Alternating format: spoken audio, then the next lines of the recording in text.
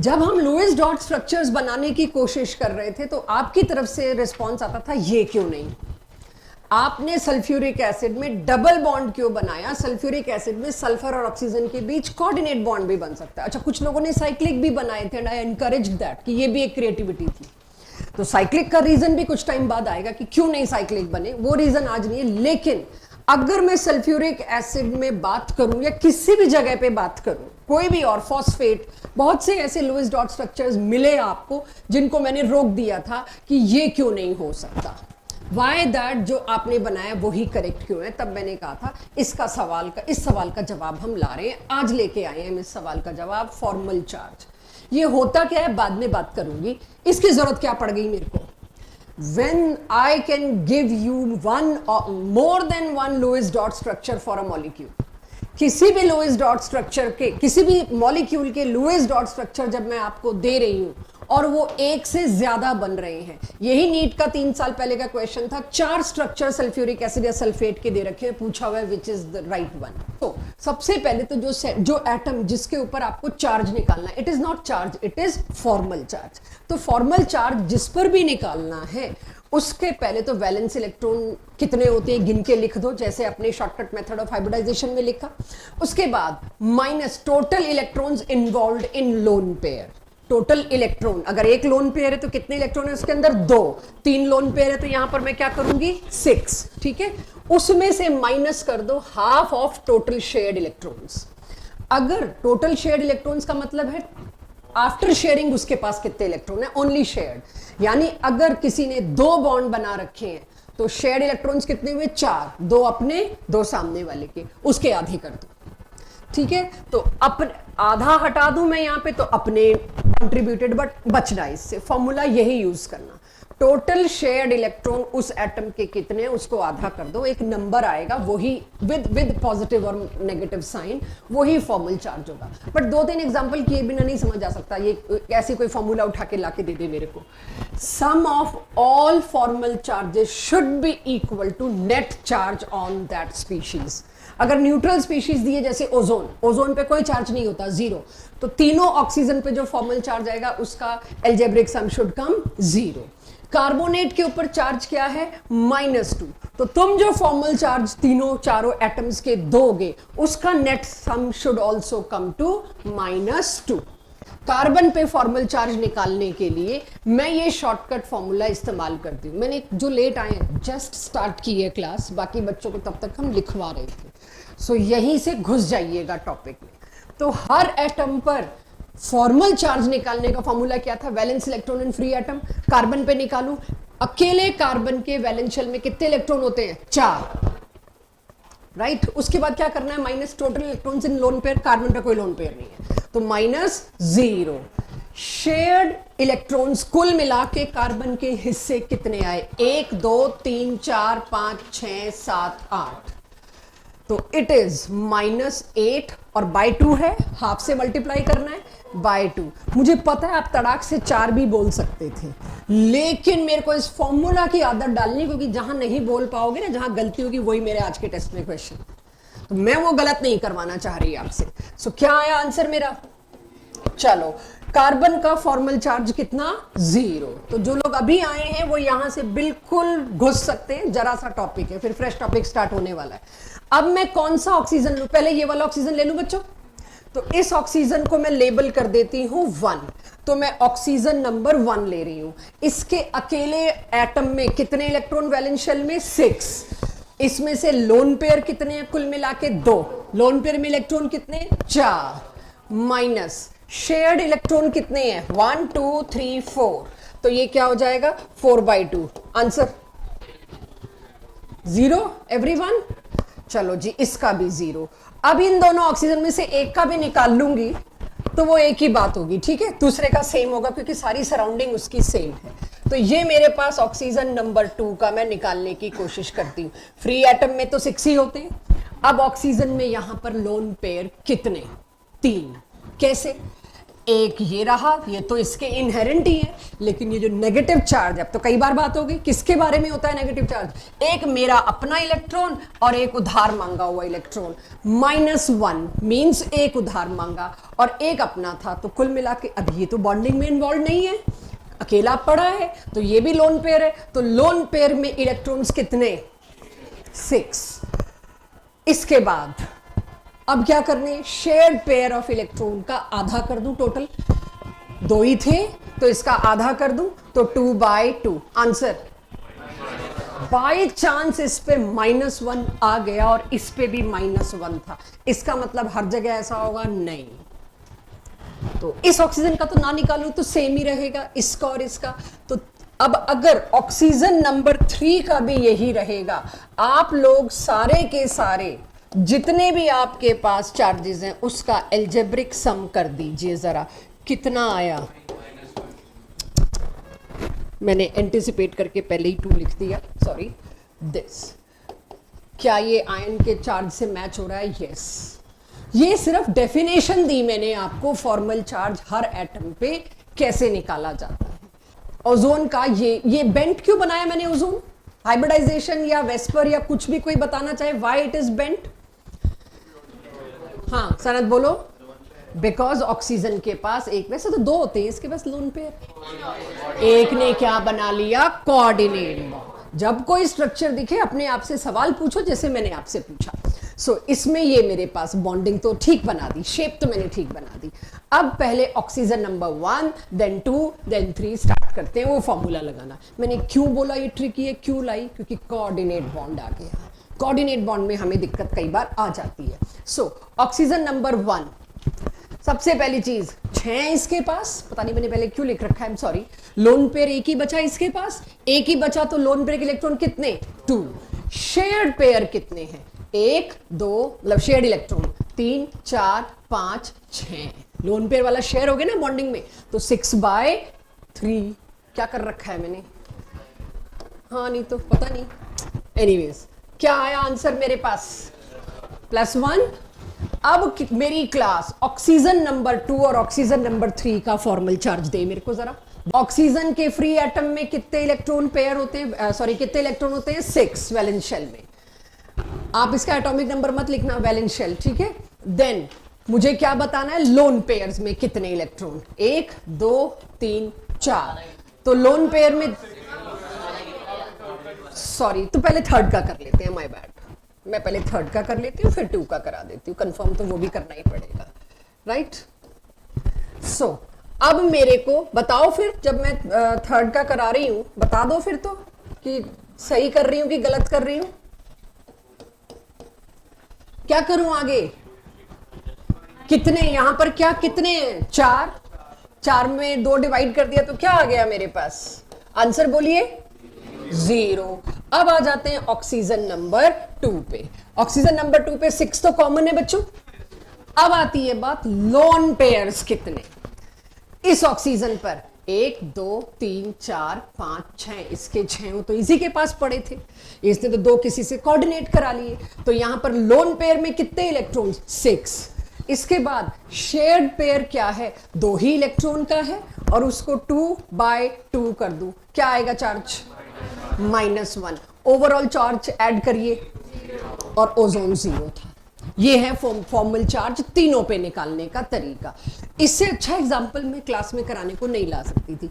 मेरी class sulphate में चारों का दे मेरे को,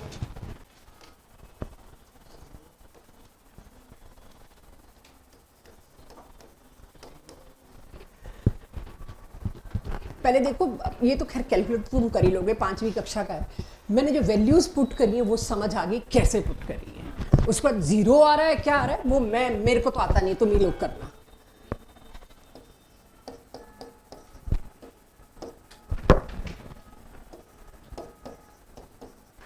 check oxygen number 1, if any mistake point out.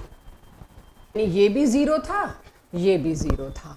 Oxygen number 2, इसका आएगा -1। अब आपको पता है मैंने 3 के करा दिए, बाकी 2 के आप कर लेंगे। इस पे भी इसका मतलब -1 आएगा, इस पे भी 0 आएगा, ओवरऑल -2 आ जाएगा, राइट। ये आपने खुद लाना है, बहुत आसान है, प्लीज अभी मत करिएगा। डायपोल मोमेंट होता क्या है, क्या जरूरत पड़ेगी एक और फिजिकल क्वांटिटी लाने की। अब आप सोचिए, एक क्वांटिटी हमने पढ़ी बॉन्ड लेंथ। बॉन्ड लेंथ क्या थी? Distance between two nucleases. क्यों जरूरत पड़ी थी उसकी? ये देखने के लिए कि कौन से ओवरलैप बॉन्ड लंबे होते हैं, कौन से छोटे होते हैं। जो लंबे होते हैं वो ब्रेक इजीली होंगे, जो छोटे हैं वो स्ट्रांग होंगे, ये जानने के लिए तो जरूरत थी मेरे को एक फिजिकल क्वांटिटी लाने की, दैट इज बॉन्ड लेंथ। रोजमर्रा की लाइफ में मैं वेट जैसी एक फिजिकल क्वांटिटी क्यों लेके आई? Because I want to weight. जो चीज दिखने में बड़ी है क्या वो भारी भी? यही होता है ना, वेट भी तो हम रोजमर्रा की जिंदगी में हर जगह जाइए, वजन तो बहुत पहले तुलता है किसी भी चीज का। सो हर फिजिकल क्वांटिटी की जरूरत है, इसीलिए उसको लाए हैं। इसकी क्या जरूरत पड़ गई? तो हम पहुंचते हैं पिछले चैप्टर की बॉन्ड पोलैरिटी में, और इस चैप्टर की शुरुआत में भी बात की है इलेक्ट्रोनेगेटिविटी डिफरेंस। जहां पर दो एटम्स के बीच कोवेलेंट बॉन्ड बना है और उसमें अगर इलेक्ट्रोनेगेटिविटी डिफरेंस है तो जो ज्यादा इलेक्ट्रोनेगेटिव है उसकी तरफ इलेक्ट्रॉन क्लाउड किसका हुआ होगा, राइट? और इसको हम पिछले चैप्टर्स में कुछ ऐसे बना के, सारा इलेक्ट्रॉन क्लाउड फ्लोरीन की तरफ है, हाइड्रोजन की तरफ तो जरा सा है। इसी तरह से HCl में भी यही होगा। और पीरियोडिसिटी चैप्टर में हमने एंड में यही किया था, ये बॉन्ड ज्यादा पोलर, फिर ये और फिर ये बॉन्ड पोलैरिटी का ऑर्डर तक लगाया था। और इलेक्ट्रोनेगेटिविटी डिफरेंस पे कोवेलेंट कैरेक्टर और आयोनिक कैरेक्टर पे भी कमेंट किया था। बट मैं वो सारा नहीं यहां ले रही, लेकिन क्या मैं ये कह सकती हूं यहां इलेक्ट्रोनेगेटिविटी डिफरेंस सबसे ज्यादा था। Why? Fluorine being most electronegative element, और इसकी इलेक्ट्रोनेगेटिविटी पॉलिंग स्केल पे कितनी थी? 4। इसकी कितनी थी? 3.5। तो डिफरेंस किस में ज्यादा होगा?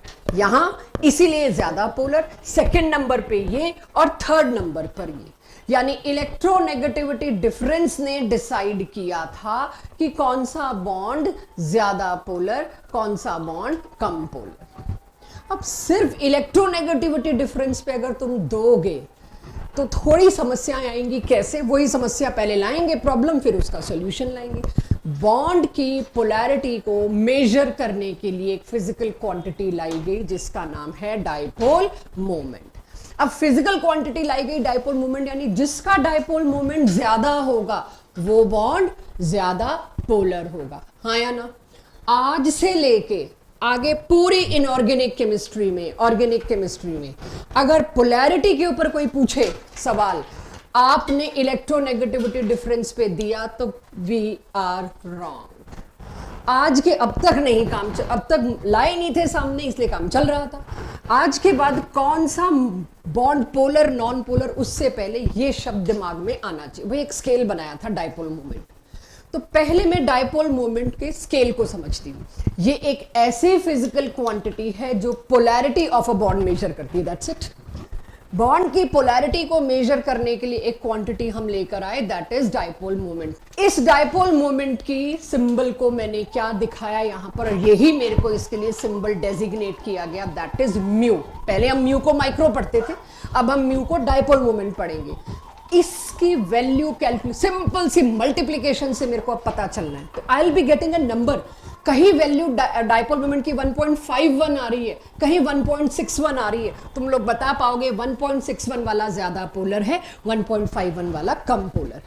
सो अब क्या है इसका? क्यू माने चार्ज। अच्छा, चार्ज +1 भी, सॉरी प्लस पार्शियल है ना, 1 तो नहीं, +0.5 भी हो सकता है, +0.12 भी हो सकता है। तो चार्ज तो प्लस या माइनस कुछ भी हो सकता है, इसीलिए उसका ओनली मॉड, नो साइन, ठीक है, कोई डायरेक्शन नहीं, सिर्फ magnitude multiplied by bond distance या बॉन्ड लेंथ। क्वेश्चन में बॉन्ड लेंथ दे रखी होगी, आपको खुद समझना पड़ेगा वो लेंथ क्या है, वो है डिस्टेंस। इन दोनों का मल्टीप्लिकेशन जिसका बड़ा होगा वो चीज ज्यादा पोलर होगी। आज के बाद आप ध्यान देंगे, सिर्फ चार्ज से पोलैरिटी नहीं बतानी, वरना तड़ाक से क्या होता है, फ्लोरीन ज्यादा इलेक्ट्रोनेगेटिव है मैम, ये ज्यादा पोलर होगा। नहीं, अब मेरे को ज्यादा इलेक्ट्रोनेगेटिव है, चार्ज तो ज्यादा होगा, लेकिन क्या डिस्टेंस भी ज्यादा है, इनटू डी भी देखना पड़ेगा। सो चार्ज की जो इलेक्ट्रोस्टैटिक यूनिट थी वो यूज की गई। कूलम्स अब तक आया नहीं, समझो अभी तक आया नहीं मेरी क्लास में कूलम्स। तो कूलम से पहले क्या यूनिट थी? Electrostatic unit. ऐसे एटॉमिक मास में भी था, atomic mass unit AMU। Bond distance CGS system में क्या चलता था? Very obvious, centimetre. तो सीजीएस सिस्टम में ये दो यूनिट थी मेरे पास और ये रहा बॉन्ड। तो इसकी यूनिट म्यू माने डायपोल मोमेंट की यूनिट क्या होगी? ESU dot centimetre. आपको क्वेश्चंस न्यूमेरिकल्स में दिखेगी ये वैल्यू। अब CGS सिस्टम में 1 ESU if I want to convert it into coulombs, जो कि मेरा SI सिस्टम है, तो ये वैल्यू है 3.3 इंटू 10 की पावर -10 कूलम्स मेक 1 ESU और 1 सेंटीमीटर इज 10 की पावर -2 मीटर। तो मैं कन्वर्जन की तरफ जा रही हूं।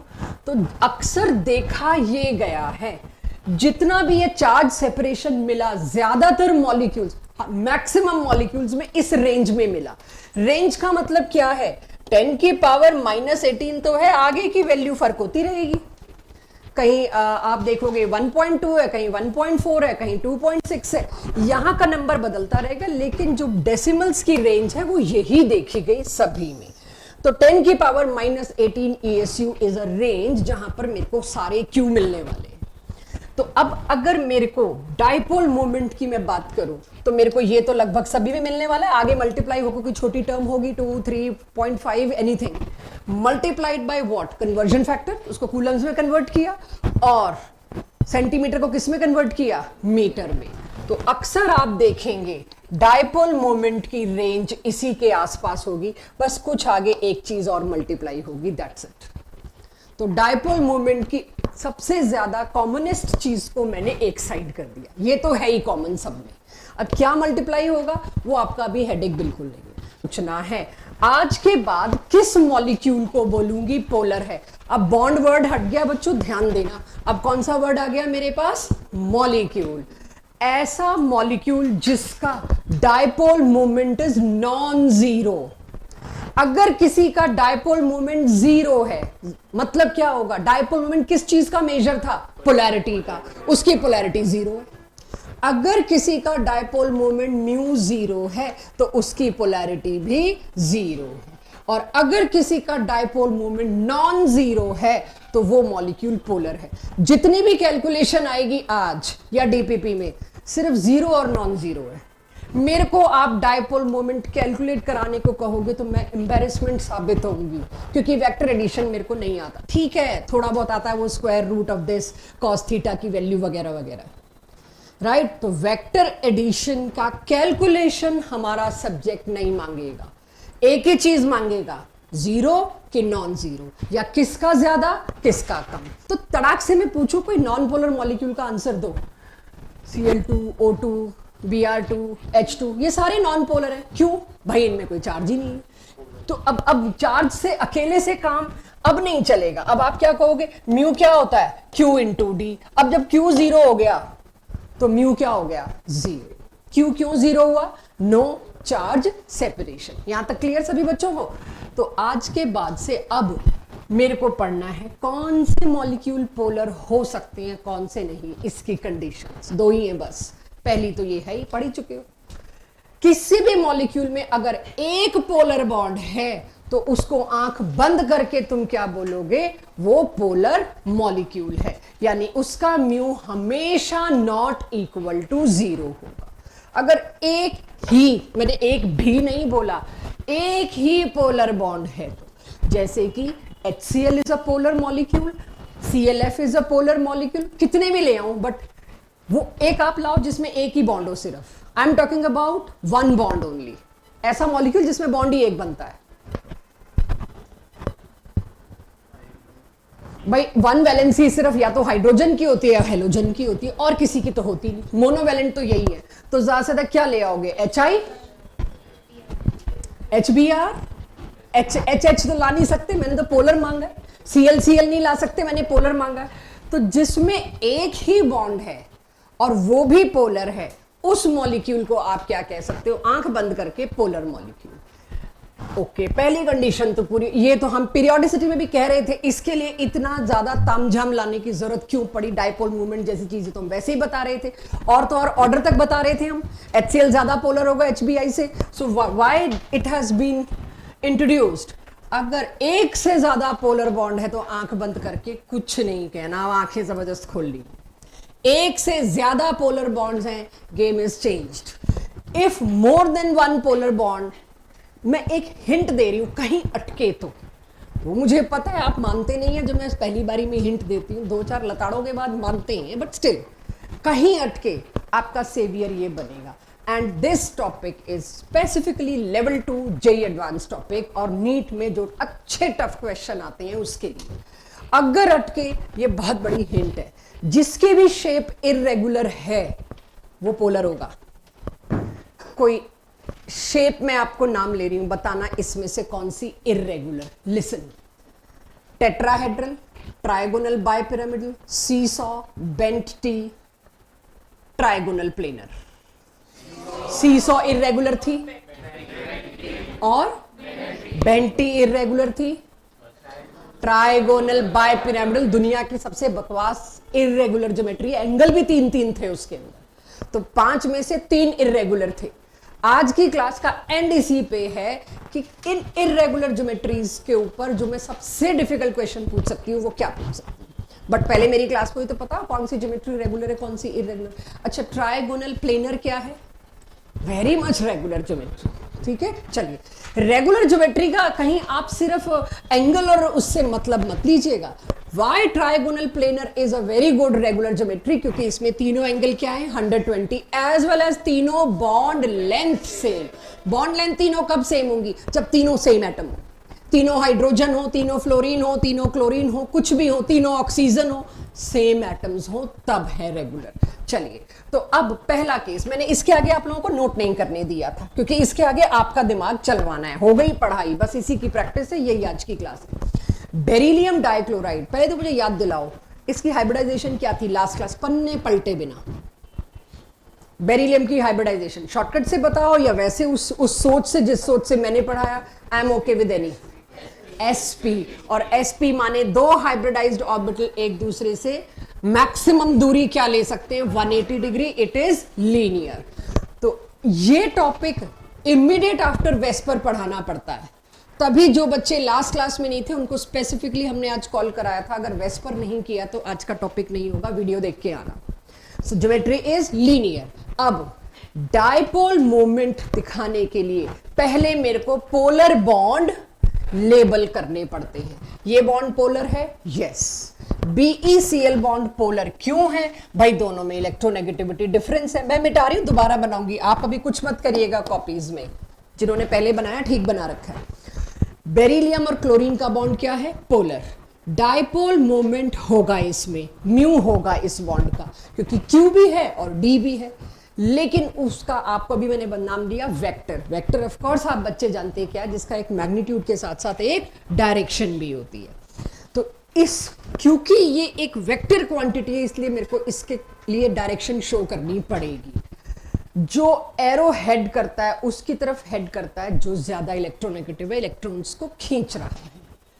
और टेल जिस पे हेड करती है, टेल पे लाइन खींच के पॉजिटिव साइन बनता है, तो जिस पे पार्शियल पॉजिटिव आना है उसके पास पॉजिटिव साइन बनना चाहिए। अब आप पार्शियल पॉजिटिव पार्शियल नेगेटिव नहीं बनाएंगे। तो दूसरा बॉन्ड ये बच्चों, इसका Q इंटू डी और इसका Q इंटू डी सेम होगा, and since they are opposite, equal and opposite cancels each other, so that is why इसका म्यू 0 है और ये नॉन पोलर है। अब जब मैं इसके नॉन पोलर होने का रीजन लिखती हूँ, equal and opposite cancel each other, ये तुम्हें पता होना चाहिए। तुम्हें आता है कि नहीं आती ये बात कि दोनों वेक्टर उल्टे हैं तो कैंसिल कर देंगे? अगर आती है तो लिखने की जरूरत नहीं, अगर लगता है नहीं आई एम द बिगिनर, नीचे लिखो equal and opposite, net result 0, therefore it is non polar. तीनों की एक ही ज्योमेट्री होगी, माई क्लेम। अब आप वेस्पर पे 2 लेक्चर लगा चुके हैं, मुझे ये बताइए तीनों में एंगल किसका ज्यादा होगा? ठीक है, शेप सेम होगी, एंगल सेम होगा, तीनों ही ट्राइगोनल प्लेनर है, तीनों में रेगुलर ज्योमेट्री है, 120 120 120, यस, तीनों में एंगल होगा सेम। तो वो फाइट तो खत्म की रेगुलर ढूंढना आता है कि नहीं। जिनको नहीं आ रहा, I can read the expression, it's okay, मैं बार बार पूछ इसलिए रही हूं कि आ जाए या आइडेंटिफाई कर सको मेरे को अभी किस टॉपिक में इशू है। सो क्या मैंने डायरेक्शन ऑफ एरो ठीक बनाया है? इसका डायपोल मोमेंट, इसका डायपोल मोमेंट, इसका डायपोल मोमेंट। क्या मैंने एरो से करेक्ट दिखाया? एरो का हेड कहां होना चाहिए? नेगेटिव की तरफ। इन तीनों का net sum will be the result of overall molecules polarity. अच्छा, इस पे एंगल क्या है? 120। इस पे एंगल क्या है? चलो cos 120 मैंने पूछ लिया था, कुछ 4-5 बच्चे पहले बैठे थे कि तुमको cos थीटा जो अपन वेक्टर एडिशन में यूज करते हैं, cos 120 की वैल्यू हाफ होती है, माइनस हाफ। पहले ही बोल दिया मेरे को हाफ चाहिए यहाँ से, ठीक है? माइनस हाफ, हाफ जो भी होती है वो आपको पता है। ओके, मेरे पास इसका q इंटू डी आया x, इसका q इंटू डी आया x, इसका q इंटू डी आया x। आप केमिस्ट्री वाले से पूछना नहीं, मतलब मैं अपने लिए बात नहीं कर रही, क्वेश्चन से नहीं पूछोगे ये बात, क्वेश्चन में ये एक्सपेक्ट भी नहीं करोगे x प्लस एक्स, x कैसे हो गया? This is x, this is x, और इसकी वैल्यू cos थीटा हाफ। आपको पता होगा वेक्टर एडिशन में x1 x2 into cos theta होता है, यहां cos 120 है तो इंटू नहीं प्लस, माय बैड, ठीक है? सो ये आपको पता है क्या होता है, cos 120 क्या होगा? आप ही ने बताया हाफ, तो what is this? This is 2x। 2x को अगर आप हाफ कर दोगे तो क्या आ जाएगा? x। तो आज के लेक्चर में अगर 120 डिग्री एंगल वाली जगह में x प्लस एक्स लिखूं तो वो किसके बराबर होता है? x। 2x ना करना आप लोग। तो इसका नेट आउटकम क्या आया? नेट रिजल्ट इसका आया x, x and x equal and opposite 0। ये x और ये x equal and opposite, again it comes out to be 0। इसी के लिए बात बोली हुई है भाई, जितने भी सिमेट्रिकल ज्योमेट्रीज हैं उन सब का डायपोल मोमेंट 0 होगा। CCl4, CH4, CHCl3 तीनों के अंदर मुझे कार्बन की हाइब्रिडाइजेशन बताओ पहले तो, बाकी sp3 4 सिग्मा बॉन्ड माने sp3, इसके लिए शॉर्टकट भी लगाने की जरूरत नहीं। सो अब मेरे को पता है तीनों में 4 बॉन्ड पेयर थे, ज्योमेट्री शुड बी टेट्राहेड्रल। आप तपाक से बोल दोगे टेट्राहेड्रल भी रेगुलर है, तो आपसे तो गलती कराना टारगेट है हमारा। टेट्राहेड्रल तब रेगुलर है जब चारों अटैच्ड एटम सेम, वरना डिस्टेंस बदल जाएगा, राइट? क्यों भी बदलेगा। तो सबसे पहले देखिए जरा, एंगल आपको पता है सारे सेम होंगे, और अगेन इसमें भी वही होगा, इक्वल एंड ऑपोजिट कैंसल्स। मैं बिना मॉडल के एक बार समझाने की कोशिश करती हूं। दिक्कत हो तो हम मॉडल ले आएंगे, बट एक्सेप्टेंस हो तो मेरे लिए बेटर होगा। ये और ये दोनों, एक था प्लेन में और एक था पीछे, राइट? इन दोनों का नेट सम लगभग इधर आ जाएगा, राइट? एक था इधर बोर्ड में और एक पीछे, तो इधर आ गया। ये क्या था? बोर्ड में और उतना ही आगे। इसका नेट सम कहां आ जाएगा? सॉरी, जस्ट इसके opposite, equal and opposite, again cancel each other, dipole moment is 0। चाहे मैं यहां पे CH4 लिखती, चाहे मैं यहां पे CCl4 लिखती, CBr4 लिखती, डायपोल मोमेंट क्या होना चाहिए था? 0, राइट? दिस एक बार सुनना, फिर मैं कोशिश करती हूँ मॉडल निकालती हूँ। बट एक बार बिना मॉडल की जो बात आती है ना, उसमें मतलब जब जब मिनिमम सपोर्ट होगा तब साइकिल चलानी बेटर आती है। जितना हम भी ये तीसरा पहिया चौथा पहिया लगाते जाएंगे उतना आपका दिमाग सपोर्ट की आदत डाल लेता है। सो ये मेरे पास अगेन केस था। अब सोचो, कार्बन और हाइड्रोजन में इलेक्ट्रोनेगेटिविटी डिफरेंस नाम मात्र होता है 0.2, नेग्लिजिबल। तो Q तो बहुत ही छोटा है। Distance this this this this, अलग अलग डिस्टेंस है और अलग अलग Q है। Q किनके अलग है भाई? एक ही पोलर बॉन्ड दिखाई दे रहा है वैसे मेरे को इसमें, मैं क्यों ही इसको Q को नेग्लिजिबल मान लूं तो एक ही पोलर बॉन्ड है। जब एक ही पोलर बॉन्ड है उसको कौन सा कोई कैंसिल करने वाला है? तो रिमेंबर फर्स्ट पॉइंट, एक ही पोलर बॉन्ड है तो वो मॉलिक्यूल पोलर है, एक से ज्यादा है तो समस्या है। तो बचा ये एक पोलर बॉन्ड, तो ये तो जी पोलर ही होगा, राइट? और इसकी पोलैरिटी किसके बराबर? सब इसका डायपोल मोमेंट x मान लो, Q इंटू डी जो निकला, वैल्यू तो हमें करनी नहीं, x। अगले केस में एनी गेस? नहीं, नॉट इक्वल टू तो सारे ही हैं। अब ये x और ये x, cos 120 तो तुमने मेरे को बता दिया, मैं अपने सब्जेक्ट में मेरे को ही नहीं आता तो मैं cos 109 तो आपसे पूछ ही नहीं रही, 109 तो आपसे पूछ भी नहीं रही, लेकिन इतना मैं बता सकती हूं कि अगर अगेन यहां पर ये दोनों और ये दोनों net addition equal and opposite नहीं आएगा, ऑपोजिट तो नहीं आएगा, नेट एडिशन थोड़ा बहुत रह जाएगा, क्योंकि यहां पर कोई आप देखेंगे तो जो बॉन्ड डिस्टेंस है वो भी यहां पे बदल रहा है बहुत जगह, राइट। यहां तो कोई दिक्कत ही नहीं थी, एक ही बॉन्ड था। अब यहां मुझे पता है ना, जब मैं इसको और इसको करूंगी ये दोनों सेम हो ही नहीं सकते, डिस्टेंस ही सेम नहीं है, बाकी तो छोड़ो बात। अच्छा, ये तो वैसे ही मैं पोलैरिटी में नाम मात्र गिनती हूं, ये भी पोलैरिटी में नहीं गिनती, बचे ही दो बॉन्ड। अब सोचिए दो बॉन्ड जो बचे, एक तो इधर है बोर्ड के और एक बोर्ड के पीछे, दोनों इक्वल एंड ऑपोजिट तो नहीं है बच्चों। जब दोनों इक्वल एंड ऑपोजिट नहीं है तो कैंसिल तो नहीं करेंगे, कैंसिल नहीं करेंगे तो डायपोल मोमेंट क्या होगा, नॉन जीरो। तीसरा केस, तो तीसरे केस में भी ये बात तो कह सकते हैं कि नॉन जीरो है। अक्सर लगता है ज्यादा सीएल ज्यादा नेगेटिव ज्यादा डायपोल मोमेंट, बिल्कुल उल्टा। मैं थोड़ा मॉडल से समझाती हूं। ये टेट्राहेड्रल है बच्चों, मैंने वो केस लिया, एक सीएल वाला लेना मेरे को लगा नहीं जरूरी, वो आपको पता है, जहां पर दो सीएल, सॉरी व्हाइट वाले सीएल हैं क्योंकि लंबे बॉन्ड बनाए मैंने, और हाइड्रोजन वाले ग्रीन दिख रहे होंगे आप, इन दो को तो भूल ही जाओ, ठीक है, इन दो को भूल जाते हैं क्योंकि ये तो बहुत ही कम पोलर है, कोई खास कंट्रीब्यूशन नहीं। बचे ये दो, ठीक है, यूं दिखा रही हूं, आप आई होप अंडरस्टैंड करते हो क्यों दिखा रही हूं। ये एंगल 109 से तो कम होगा क्योंकि ये पुश करेंगे थोड़ा सा, तो एंगल 109 से थोड़ा सा कम। ये दोनों इक्वल ऑपोजिट तो है नहीं, जब ये दोनों इक्वल ऑपोजिट नहीं है तो एटलीस्ट कैंसिल नहीं करेंगे, तो पोलर तो है। हाँ जी, सॉरी, दो दो लोन पेयर धक्का दे रहे हैं यार। अच्छा सॉरी, ये तो हाइड्रोजन है, माय बैड, 109 से थोड़ा ज्यादा हो, मैंने अज्यूम कर लिया लोन पेयर, तो 109 से थोड़ा ज्यादा 110 112 जितना भी हुआ वो नहीं मैं सोच रही। माय पॉइंट इज इन दोनों का वेक्टर एडिशन, नाम वेक्टर एडिशन है। अगर किसी non mathematics non physics person से पूछो तो वो तो कहेगा काहे का एडिशन है, दो ऐड होके कम हो रहे हैं। देखा जाए तो आप थीटा की वैल्यू से इसको मल्टीप्लाई करते हो और थीटा की वैल्यू तो फ्रैक्शनली आ रही है, तो 1 + 1 2 छोड़ो, 1 से भी कम हो रहा है, हाँ या ना। तो जो ये 1 + 1 है ये तो उल्टा डेसिमल में आ रहा है, तो दोनों क्लोरीन के ये बॉन्ड कह सकती हूँ इन वेरी सिंपल लैंग्वेज एक दूसरे के खिलाफ काम कर रहे हैं, एक दूसरे को सब्ट्रैक्ट ही कर रहे हैं, काहे का वेक्टर एडिशन। तो दो ये x और x मिलके x से भी छोटा हो जाएगा, ये x और x मिलके x से भी छोटा हो जाएगा।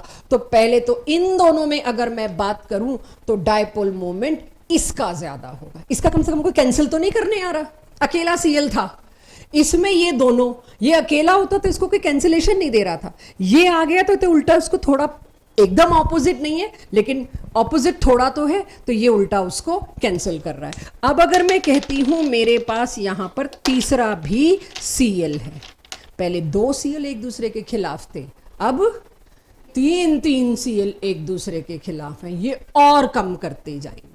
तो जितने सीएल बढ़ते जाएंगे उतनी कैंसिलेशन एक दूसरे के मोमेंट को कैंसिल करना शुरू कर देंगे।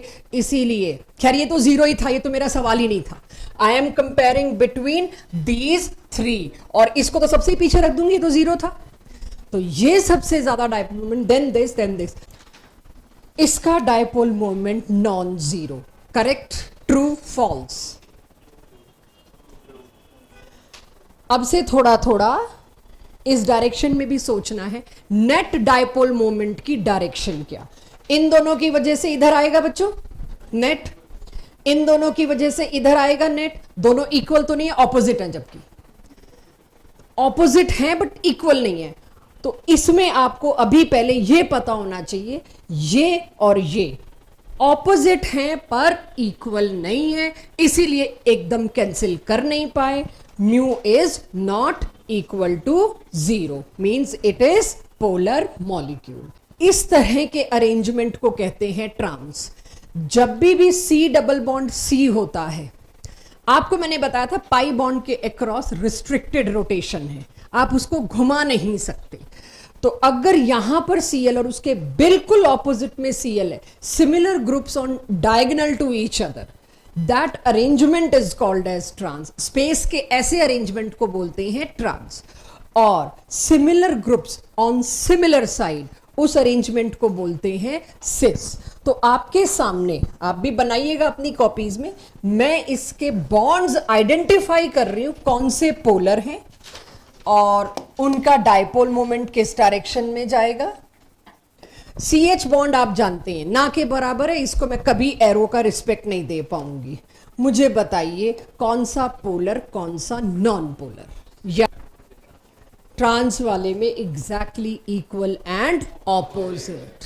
तो इसका म्यू 0 होगा, इसका म्यू नॉन 0 होगा। तो ये आपका नॉन पोलर होगा, ये आपका पोलर होगा। Make it in benzene ring की दो नेबरहुड पोजीशंस को कॉमन नेमिंग में कह दिया गया था, they are ortho to each other. तो इसको कहते हैं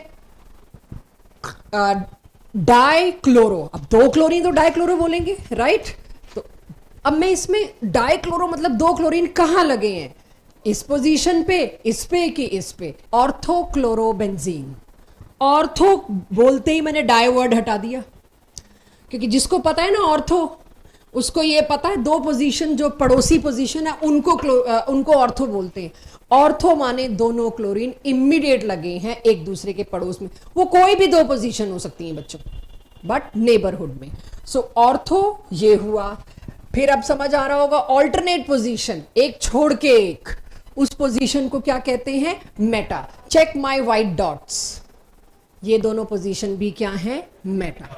तो कोई भी ऑल्टरनेट पोजीशन पे मैं क्लोरीन लगा दूं तो मैं कह दूंगी they are meta to each other, they are ortho to each other, they are para to each other. अब पैरा डाइक्लोरोबेंजीन को या पैरा क्लोरोबेंजीन को मुझे बताना है ये पोलर है कि नॉन पोलर। भाई कार्बन के जितने भी H लगे हुए हैं अब तक तो सबको पता चल गया होगा, CH बॉन्ड की पोलैरिटी हम ले ही नहीं रहे, नेग्लिजिबल है, तो उसको तो भूल जाओ। पोलर बॉन्ड आइडेंटिफाई करने हैं पहला काम, फिर नेट एडिशन। तो यहां सबसे पहले मैं पोलर बॉन्ड आइडेंटिफाई करूं with arrow. Are they equal and opposite? Dipole moment is 0, तो इसका म्यू क्या हो गया, 0। Are they equal and opposite? No, तो ये क्या हो जाएगा, नॉन 0। सिमिलरली ये क्या हो जाएगा, सबसे ज्यादा डायपोल मोमेंट किसका, क्योंकि थीटा जितना बड़ा होता जाता है उतनी, मैं बड़े पे आना चाहिए, कम कम क्यों कर रहे हो तुम लोग। थीटा जितना बड़ा होता जाता है वैल्यू उतनी छोटी होती जाती है, राइट। तो थीटा जितना छोटा उतना डायपोल मोमेंट ज्यादा। तो हाईएस्ट डायपोल मोमेंट यहां किसका आया, जिसका थीटा छोटा था। आई होप हम देख लेंगे थीटा इसका कितना था। ये देखिए इसमें भी क्या है, C ट्रिपल बॉन्ड N। मेरे बच्चे मेरे को इसकी हाइब्रिडाइजेशन बताएं। जब दो पाई बॉन्ड हैं किसी कार्बन के तो हाइब्रिडाइजेशन sp। अच्छा, जब दो ही ऑर्बिटल्स हैं, अब आपने मेरे को हाइब्रिडाइजेशन बताई, मैं अब वेस्पर पे जाना चाहूंगी, ज्योमेट्री। कार्बन पे कितने सिग्मा बॉन्ड है, 2। पाई बॉन्ड तो ज्योमेट्री में रोल प्ले नहीं करते। जब दो ही सिग्मा बॉन्ड है तो ज्योमेट्री क्या होगी, लीनियर। तो मेरे को यूं करना मजबूरी थी। अगर मैं इसको यूं बना देती, देखिए जैसे मैंने ऐसे बना के दिया तुम लोग तड़ाक से आंसर दोगे, लेकिन हम कैसे देंगे आपको, हमने ऐसे दिया, आपने फटाक से रफ में, अरे कुछ नहीं ये तो अभी कर लूंगी मैं, ये कर लेना है, राइट। एक टेम्प्ट करती है चीज, सीधी लाइन में ही करेंगे हम, कौन याद दिलाएगा बेटा, ज्योमेट्री भूल रहा है तो कोई नहीं। अब मैं इसमें पोलर बॉन्ड ढूंढ कर लाई, एक एरो यहां बना दूंगी, एक एरो यहां, ये तो सेम है, काहे का कैंसिल होंगे। आपने ज्योमेट्री में ध्यान नहीं दिया, आप एंगल क्या बना गए, आप एंगल 180 तो बनाया ही नहीं आपने। ये कार्बन 2 सिग्मा बॉन्ड, अगर आप ध्यान दो इस कार्बन में ये सिग्मा बॉन्ड और ये सिग्मा बॉन्ड, इनके बीच क्या एंगल होना चाहिए था, 180। तो आपने ऐसे बनाना है, एक्चुअल ऐसे, तो ज्योमेट्री गलत तो डायपोल मोमेंट पहले ही सेक्रीफाइस्ड। तो किसी का वेस्पर ना हो, वो डायपोल मोमेंट ना करे, वीक रह गया, डीपीपी नहीं कर पाए, क्लास नहीं अटेंड कर पाए ड्यू टू स्कूल एग्जाम्स और एनीथिंग, पहले वेस्पर को स्ट्रांग करना। क्योंकि क्वेश्चन तो ये पूछे जा रहे, मतलब अभी मैं उम्मीद नहीं कर रही इतना इजी पूछा जाएगा, क्योंकि ये 2 साल पहले के आए हुए क्वेश्चन है, अब नहीं रिपीट होगा। ये क्या होगा वो भी ला रहे हैं, किस तरह का होने के चांस है हमें नहीं पता क्या होगा, बट इसके आगे कहां बढ़ेंगे अगले। सो ये ज्योमेट्री अगर आपके पास नहीं आई, आप आंसर नहीं दे सकते। That's the point. क्लास में हम पढ़ाते हुए पूरा वही बनाते हैं जो होना चाहिए। क्या ये इक्वल एंड ऑपोजिट है? यस। तो इसका डायपोल मोमेंट क्या होगा? 0। आ गया डायपोल मोमेंट 0। अब ध्यान से, OH OH, अगर मैं इसको अपने दिमाग से सोचती जल्दबाजी में, ये लुईस डॉट स्ट्रक्चर, हर ताले की चाबी लुईस डॉट स्ट्रक्चर में पड़ी है, अगर आपको आदत हो जाए तो। जैसे ही मैं 2 लोन पेयर बनाऊंगी, मेरी कॉन्शियस को कुछ होना चाहिए, लीनियर कैसे बना दिया। जहां ये 2 डॉट्स का पेयर दिखेगा तुमको, मैं पता है कि इसको नीचे आना पड़ेगा। तभी मैंने शुरू से कहा है, ये खरगोश के कान नहीं बनाओगे तो फंसोगे। जैसे ये बनेंगे आपको एक मसल मेमोरी में आ जाएगा, यार ये सारा लीनियर कैसे हो सकता है। उसी वक्त स्ट्राइक कर जाएगा एंगल। तो ये लगभग 104 के आसपास था। एग्जैक्ट एंगल की मेरे को जरूरत नहीं। अब अगर मैंने एंगुलर बनाया प्रॉपर इस ज्योमेट्री को, तो मेरे पास ये और ये, क्या ये इक्वल एंड ऑपोजिट है? अब आप देखोगे ना, तो ये एंगल किस तरह से तुमको 104 लग रहा है, ये तो मेरे को 90 के आसपास लग रहा है, ये थोड़ा पीछे गया हुआ है। तो उस हिसाब से थोड़ा सोचना पड़ेगा, ठीक है। सो ये है एनसीईआरटी बैक एक्सरसाइज का क्वेश्चन, जिसके बाद मुझे पता लग जाता है क्लास में कितने लोगों ने सुना और बात को माना। किसका मैं ऊपर वाला भी ले रही हूं, वो इजी है। पहले मैं ये पूछना चाह रही हूं, किसका डायपोल मोमेंट ज्यादा होगा। लेकिन अब correct way of doing it क्या है? इसका एरो क्या है? हाँ या ना? तीनों एक ही डायरेक्शन में है, ऐड हो रहे हैं तीनों। और अब तक मैंने लोन पेयर का केस नहीं लाया था। चलो लोन पेयर भी भूल जाओ। इसमें डायरेक्शन क्या है? ऑपोजिट है बच्चों। ये कैंसिल हो रहे हैं, ये ऐड हो रहे हैं, ये तीनों एक ही डायरेक्शन। मैं ये नहीं करी x plus x is 3x, normal addition नहीं है। मैंने क्लास के शुरू में ही कह दिया, वेक्टर एडिशन पर मेरे को ट्रैप ही नहीं कर सकते आप, आता ही नहीं। तीनों के तीनों एक ही डायरेक्शन में धक्का दे रहे हैं, हाँ या ना? तो इसका नेट डायपोल मोमेंट तीनों का मिला के, चलो 3x नहीं, थोड़ा तो होगा, 1.3x तो हो गया होगा। ये तीनों क्या है? ऑपोजिट। एक इस डायरेक्शन में, एक इसमें, एक इसमें। आप जानते हैं इसका नेट डायपोल मोमेंट कहां होगा? यहां होगा। आप कहो ये तीनों इधर थे, तीनों इधर थे, सेम होगा? नहीं। जब इन 3 का आपको फर्स्ट केस पकड़िए, इन 3 का आपको पता चल गया ऊपर की डायरेक्शन में, now something new for you. मुझे पता था इसका, किसी से भी पूछ लूं, करेक्ट आंसर किसी के पास नहीं होगा। करेक्ट आंसर मतलब करेक्ट एक्सप्लेनेशन, क्योंकि मैंने ही नहीं पढ़ाया अब तक। लोन पेयर का डायपोल मोमेंट सबसे ज्यादा, ये तो फ्लोरीन से भी ऊपर है। क्यों? क्योंकि 2 इलेक्ट्रॉन खड़े हैं, इलेक्ट्रोनेगेटिविटी कितनी ज्यादा होगी इसमें। इस अकेले लोन पेयर का डायपोल मोमेंट की लाइन सबसे लंबी बना रही हूं मैं। 1 dipole moment is highly, 1 lone pair is highly polar. तो इसमें भी है ये। अब आप आंसर देने लायक हो। सबसे बड़ा इसके अंदर पोलर स्पीशीज कौन है? लोन। एड ऑन कर रहे हैं, थोड़ा सा कंट्रीब्यूट ही कर रहे हैं, चाहे 0.3 कर रहे हो। और इस लोन पेयर को ये तीनों क्या कर रहे हैं? कैंसिल। क्योंकि इन तीनों का नेट किस डायरेक्शन में आएगा? इसमें। This and this both will cancel each other to some extent. Obviously equal नहीं है तो कंप्लीट कैंसिल तो होगा नहीं। तो डायपोल मोमेंट किसका कम, किसका ज्यादा? NH3 यानी अमोनिया का डायपोल मोमेंट इज मोर। तो इसको लिख लीजिए। ये स्कूल में अक्सर 1 या 2 नंबर का आता है। बुकलेट में मैंने इसका पूरा आंसर फ्रेम करके दे रखा है आपको कैसे लिखना है। स्टिल कोई डाउट? क्योंकि पहला लोन पेयर का केस है। इलेक्ट्रॉन की डायरेक्शन में, नेगेटिव की डायरेक्शन में एरो लगता है। तो ये ऊपर है तो एरो का हेड ऊपर है, ठीक है। इसे बनाइए अपनी कॉपी में। यहां तीनों फ्लोरीन कैंसलिंग लोन पेयर्स का कंट्रीब्यूशन, यहां तीनों hydrogen adding to lone pairs का कंट्रीब्यूशन। वैल्यू निकालने के चक्कर में मत पड़ जाना। NH3 की ज्यादा होनी चाहिए, एग्री करते हैं? क्यों?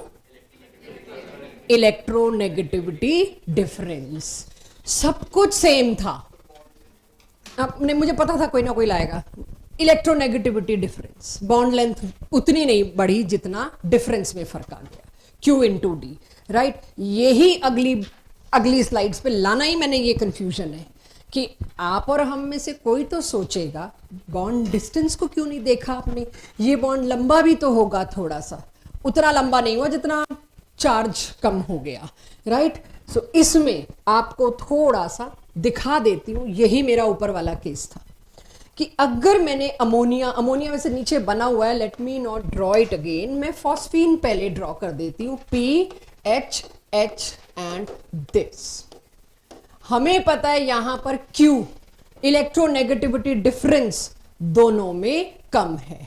सो ये आपको पता होना चाहिए, आपसे पूछ सकते हैं इलेक्ट्रोनेगेटिविटी डिफरेंस इज लेस, तो Q is directly proportional to mu, इसीलिए इसका म्यू हो गया कम और इसका म्यू हो गया ज्यादा। और वो क्या है, लास्ट क्लास में भी मिलता जुलता क्वेश्चन दिया था, SO2 मैं पढ़ा लूंगा ना, मुझे पता है तुम्हें आ रहा है, प्लीज मुझे बाकियों को लेने दो। सल्फर डाइऑक्साइड और carbon dioxide both are triatomic, still one is polar other is non polar.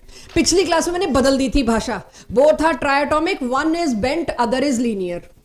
लेकिन एक्चुअली में बेंट और लीनियर ना पूछ के ये पूछा, उनको पता है जिसको वेस्पर आती है वही कर सकता है। तो क्यों ही मैं ज्योमेट्री पूछूं, मैं सीधे डायपोल मोमेंट पूछ लूं कि ये पोलर है, इसका mu is not equal to 0, ये म्यू इज इक्वल टू 0। अब तो दिख ही रहा होगा, बस अब बनाने वाली बात है आपके लिए। सी वेरी मच पोलर, क्या कर दिया मैंने, सॉरी, माय बैड, उल्टा एरो बना दिया। ठीक है, दिस इज ट्रिकी, ऐसा नहीं था जो उसको शायद गलत ना करके आया हो। 4 चीजें ओजोन के बारे में दे रखी थी, जो 1-2 तो सबको ही पता है, ओजोन लेयर वगैरह। एक पॉइंट ये था और एक 12th से कुछ कॉन्सेप्ट उठा रखा था, और एक था इट इज पोलर। कई बच्चों का डाउट, तो नॉन पोलर होना चाहिए, जायज भी है, क्यों नॉन पोलर होना चाहिए, सेम सेम सेम।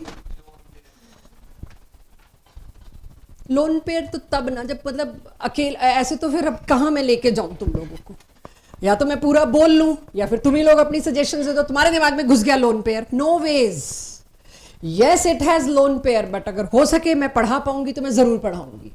ये और ये दोनों के दोनों में सबसे पहले अगर ज्योमेट्री तुमको दे दी, पहले तो मेरे को ये बताओ ये पोलर की नॉन पोलर, बिकॉज रेगुलर। ये आपको देख के कोई बच्चा तो कह सकता है, इसको देख के, भाई यहां तो बॉन्ड ही पोलर नहीं है, अकेले लोन पेयर का डायपोल मोमेंट क्या मतलब, आप डी कहां से लाओगे, डी तो 0 कर दूंगी मैं। हालांकि मैं, मुझे पता है, बता के आई हूं लोन पेयर कंट्रीब्यूट करता है, एग्रीड, लेकिन यहां पर सारे ही बॉन्ड मेरे को नॉन पोलर नजर आ रहे हैं। पहली शर्त तो पोलर बॉन्ड ढूंढना थी ना, पहली शर्त क्या थी, फाइंड आउट पोलर बॉन्ड। उन पोलर बॉन्ड में लोन पेयर जुड़ गया था, यहां तो कोई पोलर बॉन्ड ही नहीं है, तो 0 होना चाहिए था डायपोल मोमेंट, ये 0 नहीं है। तो इस पे हम एक्सप्लेन भी करेंगे, बट पहले क्या सबके पास ये आ गया, नोटेड, इसको लिखिए स्पेसिफिकली क्या, पोलर। ये थोड़ा सा ऐसा केस है जो इतने प्रिडिक्टेबल, इजी, डुएबल टॉपिक के जनरलाइजेशन को क्रैश करता है, आके एक एक्सेप्शनल केस दिखाता है।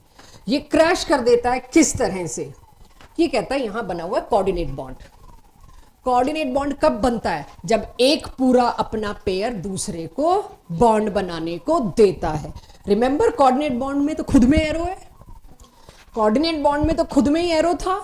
व्हाट डज दिट इंडिकेट, इस ऑक्सीजन की इलेक्ट्रॉन डेंसिटी इसकी तरफ गई, इसने खींची अपना ऑक्टेट पूरा करने के लिए, तो इस पे because of that coordinate bond partial charges आ गए, that is why it came out to be polar. सारा कुछ हम प्रिडिक्शन से चला रहे हैं, लेकिन एक केस ने आके हमारे सारे प्रिडिक्शन को क्रैश किया। दैट इज वाई ये उन क्वेश्चंस में था 2021 में जेई में, जिसमें हर किसी ने आके पूछा था ये कर तो आए हैं बट सेटिस्फाइड नहीं है, क्या हमने ठीक किया है। नोट करिए इसको, ये पोलर क्यों है? Because of this coordinate bond. और इसकी अच्छा एसर्शन रीजन में आप देखेंगे, आपने आज इसके फॉर्मल चार्जेस निकाले, इसका जो हम एक्सपेक्ट करते हैं, अगर आज दोबारा किसी का मूड हुआ पूछने का, तो इसका रीजन ये कोऑर्डिनेट बॉन्ड पे नहीं मिलेगा, इसका रीजन मिलेगा इन दोनों पे फॉर्मल चार्ज आप ही ने आज निकाल के दिया, एक पे +1 एक पे -1, because of formal charge. Because of formal charge O3 is polar. मैं ये हिंट लिख रही हूं, एक्सप्लेन कर दिया मैंने, आपको पता है फॉर्मल चार्ज किन दोनों के बीच में। मुझे बताइए कौन सा ज्यादा पोलर। अब क्लास बिना पेन पेपर के भी दे सकते हो, क्योंकि दो लोन पेयर्स की वजह से लोन पेयर का कंट्रीब्यूशन आई टोल्ड यू बहुत ज्यादा होता है। तो yes it is highly polar. इसके अलावा एक और चीज कह सकते थे, यहां दो पोलर बॉन्ड्स हैं, और पोलर बॉन्ड कौन से? ऑक्सीजन और हाइड्रोजन के बीच इलेक्ट्रोनेगेटिविटी डिफरेंस ज्यादा होता है।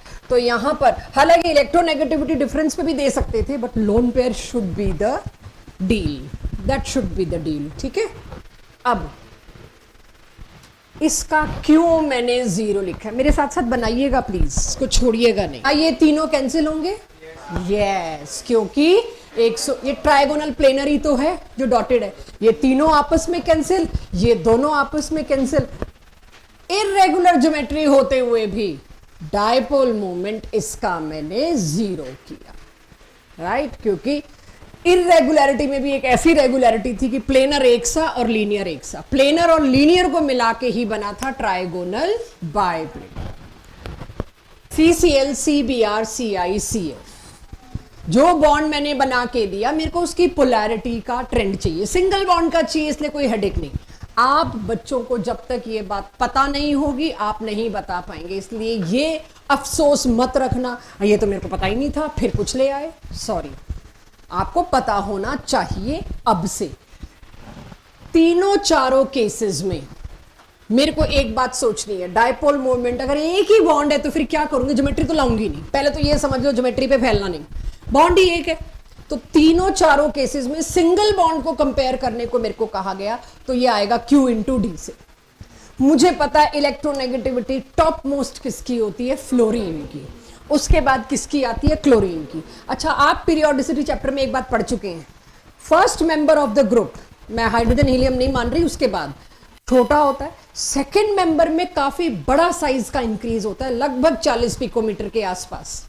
फिर थर्ड मेंबर में उतना इंक्रीज नहीं होता, वो स्क्रीनिंग एंड ऑल आपको थोड़ा थोड़ा टुकड़ा याद हो। तो यहां पर क्लोरीन का साइज इतना बड़ा हो गया कि डिस्टेंस जो है, क्लोरीन में डिस्टेंस ज्यादा बड़ा था एज कंपेयर टू दिस, जबकि चार्ज का फर्क सिर्फ 0.5 का था। ये सब मैंने यहां लिखा है, पहले समझ लीजिए।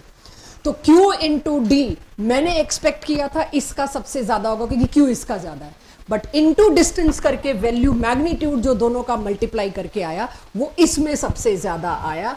इसमें डिस्टेंस इतना ज्यादा था कि Q उतना कम नहीं हुआ जितना डिस्टेंस बढ़ गया, इसीलिए मेरे को डायपोल मोमेंट का ट्रेंड ये मिला। ये हर ऑल्टरनेट ईयर बोर्ड में आया हुआ क्वेश्चन है 12th, और आपके ऑब्जेक्टिव में तो कभी भी। ऊपर कोई ऑर्डर नहीं दिया बेटा, मैंने तो रैंडम ऑर्डर में क्वेश्चन डाला है, ऑर्डर तो नीचे लगाया है।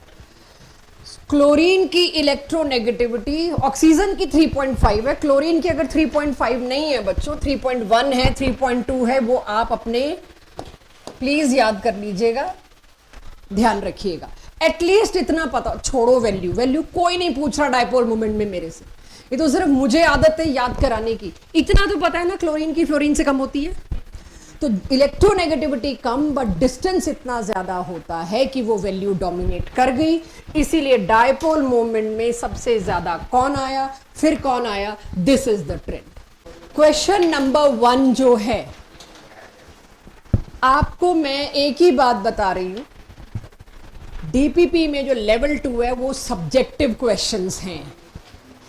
सब्जेक्टिव क्वेश्चंस का मतलब ये नहीं है कि स्कूल के लिए, बोर्ड्स के लिए, बिल्कुल नहीं। ये वो डिफिकल्ट क्वेश्चंस है, एक्सट्रीमली डिफिकल्ट क्वेश्चन है, जिसकी सॉल्यूशन मुझे कॉपी में चेक करनी होती है या बोर्ड पे देनी होती है, जिसको हम ऑब्जेक्टिव में निकाल नहीं सकते। So they are the most difficult questions of dipole moment only for JEE and NEET. अब मेरा सवाल है, वो लंबा चौड़ा सवाल लिखने के बजाय जो भी आपका क्वेश्चन लिख रखा है उसका मैंने मेन क्रक्स निकाल लिया। इन दोनों की पोलैरिटी कंपैरिजन मांगा गया है बस। कौन सा ज्यादा, कौन सा कम, या कौन सा जीरो, कौन सा नॉन जीरो, एनीथिंग। तो उस पे मत पढ़ना, अभी पूछा क्या गया। मैंने दोनों का स्ट्रक्चर बनाया एवरीवन। इन दोनों में मुझे पता है ऑपोजिट तो हैं बट इक्वल नहीं है, ऑपोजिट हैं बट इक्वल नहीं है, और मेरे से पूछा है किसका डाइपोल मोमेंट ज्यादा। क्या मैं ये कह सकती हूं दोनों में ये बॉन्ड तो है तो दोनों को y मान लिया मैंने, एक में x में से y सब्ट्रैक्ट हो रहा है, एक में z में से y सब्ट्रैक्ट हो रहा है। x बड़ी टर्म होगी कि z बड़ी टर्म होगी, पीछे अभी हम थोड़ा बहुत आइडिया लेके आए हैं। इलेक्ट्रोनेगेटिविटी Q की वजह से ये वैल्यू बड़ी होगी, बड़े में से y माइनस हो रहा है, छोटे में से y माइनस हो रहा है, तो नेट रिजल्ट कहां ज्यादा आएगा? ऑफ कोर्स यहां ज्यादा आएगा, इसलिए ये ज्यादा पोलर है। यानी कि रेगुलर ज्योमेट्रीज में मैंने एटम्स पेरिफेरल चेंज कर दिया तो सारी कहानियां बदलनी शुरू हो जाएगी। इतना समझ आया सबको कैसे किया मैंने? आप यही मान लो भाई, और इजी करने के लिए इस को मान लीजिए आप 5 और इसको भी मान लीजिए आप 5, जिसको भी कंफ्यूजन हो रहा है खासकर उसके लिए। y की वैल्यू को इमेजिन कर लेती हूँ 5, ये है x, x इज 10, 10 में से 5 गया क्या बचता है आपको पता है। ये है 8, 8 में से 5 गया क्या बचता है आपको पता है। तो नेट किसका बड़ा हुआ? इसका बड़ा हुआ। समझ पा रहे हैं बात को? क्या है x, ये क्या है z। डन। मेरे को सब्ट्रैक्शन देखना है, ठीक है। जो चीज सेम है उसकी एक वैल्यू मैंने कोट कर दी आपके इजीनेस के लिए। यहां पर ये y है तो ये भी y है, y दोनों को मैं 10 ले लूं बच्चों। चलो, x बड़ा कि z बड़ा? Very good. अब मैंने अगर उसको पहले लिख भी दिया तो क्या प्रॉब्लम है? 6 माइनस 10, मैंने बोला नेगेटिव को भूल जाओ थोड़ी देर के लिए, ठीक है। अब इसकी वैल्यू तो छोटी होगी, 3 ले लूं, 4 ले लूं, जो तुम्हें जमे। क्या प्रॉब्लम है? तुम लोग -4 और -6 कर रहे थे, मैंने सेम ही किया है दोनों में। अब मुझे ये बताओ, इसका आंसर 6 आया तो इसका ज्यादा होता है? पहले हाँ या ना करिए, चेक करिए इसको पहले। अगर नीचे गलत लिखा है तो ठीक करवा दो, एक बार चेक करो। डाइपोल मोमेंट का ऑर्डर अब तक आपको इतना ट्रेन कर दिया है, सिर्फ देख के आंसर मत देना, ड्रॉ करके देना। देख के आंसर दिया तो वो NF3 और NH3 वाला केस होगा। BF3 मैंने यहां बनाया, अभी BF3 बोल रही हूं मुझे पता है। अगर BF3 होता तो क्या होता? तीनों जगह F, 120 एंगल, ट्रायगोनल, प्लेनर। ये तो मेरी कॉपी के प्लेन में ही आना है। बस इन्होंने क्या किया, एक F की जगह क्या कर दिया, एक Cl। नाउ चेक, ये दोनों x और x मिलके क्या बना लेंगे, x। ये तो y एज इट इज है। Now are they cancelling each other? Yes. अगला केस जो कंपैरिजन में दिया है उसमें क्या किया है, 2 f और 1 br।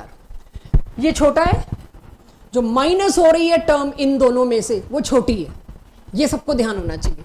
y वैल्यू बड़ी होगी, z वैल्यू छोटी होगी। सब्ट्रैक्ट दोनों ने किससे होना है, x से, तो ओवरऑल दे देंगे। ओवरऑल देने में ध्यान दीजिए, गलती से भी इलेक्ट्रोनेगेटिविटी एटम की देख के जवाब मत देना, डायरेक्शन कैंसिल करना वो बहुत बड़ी चीज होती है। सो अगर फिर से ध्यान दे, यहां x में से y सब्ट्रैक्ट हुआ, यहां x में से z सब्ट्रैक्ट हुआ, ये टर्म छोटी है, छोटी वैल्यू सब्ट्रैक्ट हुई तो नेट वैल्यू इसकी बड़ी होगी, ज्यादा होगी। ये ज्यादा पोलर होना चाहिए। मैंने यही लिखा है, हाँ यही ज्यादा पोलर लिखा है। अगर इसकी वैल्यू 10, इसकी वैल्यू 10, y इज बड़ा, इसमें से 4 माइनस करोगे, इसमें से 2 माइनस करोगे, किसका नेट आउटपुट ज्यादा आएगा? में से 4 गया तो क्या 6, 10 में से 2 गया तो क्या 8, किसका नेट डाइपोल मोमेंट बड़ा आया? आई डोंट रिमेंबर, हम सेकंड थर्ड में ही घूम रहे थे। चेक दिस, इन दोनों में डाइपोल मोमेंट किसका ज्यादा? सेम उसमें। चलो रुक जाओ, थोड़ा तो रहने दिया करो सस्पेंस। सेम होगा क्या होगा? मैंने तो आंसर नहीं लिखा हुआ, मैंने तो आपके लिए छोड़ा है। सेम क्यों? अब इसका क्यों भी नहीं बोल सकते हम, मतलब क्या बोले?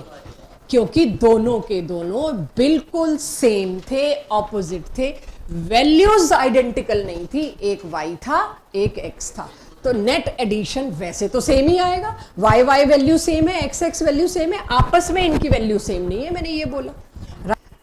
ये देखिए जरा और मुझे बताइए, इसमें किसी को कोई डाउट एक्स वाई वाला? Good. Last question for dipole moment, इसमें कुछ मैं नया लाना चाह रही हूं। इफ PCl3F2 और PCl2F3 ये दोनों के दोनों लेजिटिमेट कंपाउंड्स हैं, अगर मेरी हैंडराइटिंग में कुछ समझ नहीं आ रहा और मैंने इलेजिटिमेट कंपाउंड्स बना दिए तब हाथ खड़ा करिए, बाकी की बात। क्वेश्चन मार्क का मतलब क्या है? पोलैरिटी के बारे में कुछ पूछा है, इक्वल टू या व्हाट। PCl3F2, अब मैंने यहां पर एक स्ट्रक्चर बनाया, इसमें एक जायज क्वेश्चन उठता है जो मैं आपको अलाउ नहीं कर रही क्योंकि आप बहुत कम जायज क्वेश्चन पूछते हैं, मेरे को पूछने दीजिएगा। 2F मैंने यहां बनाए, 3Cl मैंने यहां बनाए। कोई सोचे आपने 2F यहां क्यों बनाए और सामने वाला जवाब देने के मूड में ना हो, जैसे मैं नहीं हूं, तो आप क्या सोच लोगे? ज्यादा नेगेटिव थे, पता नहीं यहां बना दिए, जबकि मैम ने क्या बोला हुआ है, लोन पेयर कहां आते हैं? लोन पेयर इस ज्योमेट्री में तो इक्वेटोरियल पे आते हैं, तो एफ तो यहां बनाना चाहिए था। लोन पेयर नेगेटिव चीज थी, रिपल्शन था, वो यहां आता था इसके अंदर इक्वेटोरियल पे, तो एफ भी इक्वेटोरियल पे बनाने चाहिए थे। मेरे लास्ट ईयर के क्वेश्चंस हैं, वो बता रही हूं, आती हूं उस पे। लेकिन अगर ये ज्योमेट्री में बना के दे रही हूं, सपोज मैंने यहां क्यों एफ बनाए, लीव इट ऑन मी। ये ज्योमेट्री अगर मैं बना के दे रही हूं, इसका डाइपोल मोमेंट बिना नीचे दिखाए अगर आपसे पूछूं, नीचे शायद मैंने गलती कर रखी हो, 0, वंडरफुल, वेरी गुड। मैंने नीचे बना रखा है और सोचा था अगर जरूरत होगी तो दिखाऊंगी कि 3Cl एक दूसरे को कैंसिल कर गए और ये 2F भी इक्वल एंड ऑपोजिट कैंसिल कर गए। यस, समस्या ये होगी, आपने 2 फ्लोरीन यहां बना दी, एक यहां और एक यहां बनाते तो कुछ और होता। यही सवाल आपने पूछना था, इसी का जवाब लेके आई हूं, इसलिए आप लोगों को पूछने नहीं दे रही कि चीज दिखी नहीं कि हम सवाल पूछ लें, क्योंकि पूछने के लिए ही आते हैं, बिल्कुल नहीं। अब मैं दूसरा दे रही हूं आपको, PCl2F3, उसमें भी दोनों F मैंने यहां बनाए, दोनों फ्लोरीन पहले यहां बनाए, यानी कुछ तो ऐसा है जो आपको अभी तक बताया नहीं गया वेस्पर में। कुछ तो ऐसा है कि मैं हर बार दोनों फ्लोरीन को यहां बना रही हूं और ये रहे मेरे बाकी 3। पहले ये बताओ, अगर 2 ज्योमेट्रीज बना के दे दी होती, इसका 0 बता दिया, इसका क्या बताओगे, 0 कि नॉन 0? कोई एंगल नहीं पूछ रही, कोई वैल्यू नहीं पूछ रही, कैलकुलेट नहीं करना, पहली स्टेज तो 0 नॉन 0 बता दी। क्या ही फायदा, ये सजा के कोई दे देगा तो हर बच्चा कर लेगा। तो लेवल 2 का किस बारे में हुआ ये क्वेश्चन? लेवल 2 का इस वजह से हुआ ये क्वेश्चन कि आपको अब तक एक रूल नहीं बताया गया, बेंट रूल। बेंट रूल नाम का एक रूल आता है जो इस ज्योमेट्री में एप्लीकेबल है। इक्वेटोरियल बॉन्ड्स में हमेशा वो चीज लगती है जो इलेक्ट्रो पॉजिटिव हो या लेस इलेक्ट्रोनेगेटिव हो। तो फ्लोरीन और क्लोरीन में लेस इलेक्ट्रोनेगेटिव कौन सा है बच्चों? क्लोरीन। तो इक्वेटोरियल पे हमेशा लेस इलेक्ट्रोनेगेटिव एलिमेंट घेरेंगे पहले, और एक्सियल बॉन्ड्स कौन से होंगे? जिनमें इलेक्ट्रोनेगेटिव एटम प्रेफर्ड होगा। ये लोन पेयर नहीं है, लोन पेयर वाला रूल सेट है सब बच्चों को। सो ये एक रूल है, बेंट रूल। इसका और डिटेल भी आएगा, एस कैरेक्टर, पी कैरेक्टर, जो आज नहीं अगली क्लास में आएगा। लेकिन बेंट रूल की पहली लेयर पता हो तो मेरे को एडवांटेज हो जाएगा। सो बेंट रूल क्या कह रहा है मेरे को? इलेक्ट्रोनेगेटिव को किधर लगाओगे? एक्सियल पे। 2 फ्लोरीन है, 1 फ्लोरीन है, 3 फ्लोरीन है, वही होगा।